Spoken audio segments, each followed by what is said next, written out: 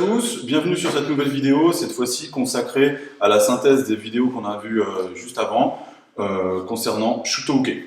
Donc cette fois-ci, on va compiler toutes les techniques qu'on a vues jusqu'à maintenant. On avait vu le travail de bras, on avait vu de face et de côté, on avait vu le travail de la position en statique, on a appris ensuite la position en mouvement en positionnant notre pied. Soit j'apprenais à aller en arrière, soit j'apprenais à aller en avant.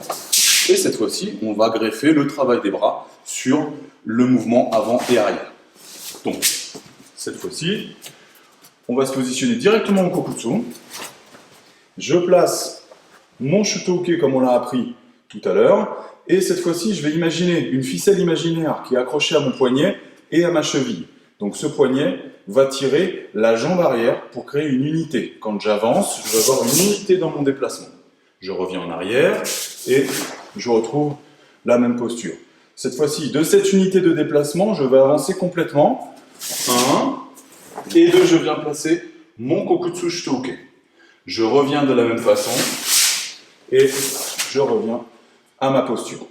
Donc, je le refais en une seule fois. 1 et je reviens à ma posture. Ok. D'un point de vue basique, c'est exactement le travail qui est demandé aux ceintures débutantes. C'est de poser ces bases solides. Et au fur et à mesure que vous allez évoluer, vous allez faire intervenir de plus en plus d'éléments qui favorisent l'efficacité de l'exécution de la technique, comme là, l'exemple que je vais utiliser, c'est le travail de buste et de hanche. Donc, Fabien disait, on accroche poignet, jambe. Ça, c'est vraiment le basique. Le deuxième, quand on est avancé, c'est de faire intervenir le tout le plus tard possible.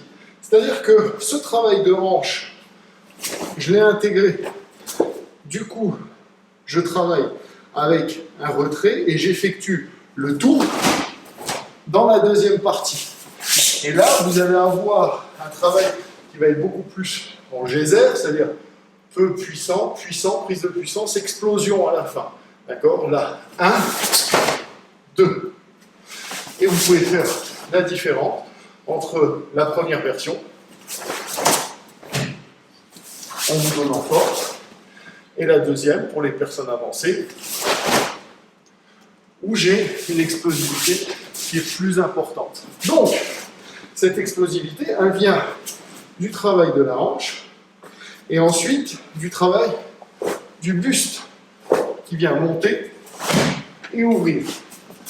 Compression, décompression. Il y a un double travail qui se fait. Je ferme, je reste comprimé vers le bas, et je fais une torsion de j'ouvre et j'enroule. Et là, vous avez un travail plus tonique sur la fin pour les gradés des avancées.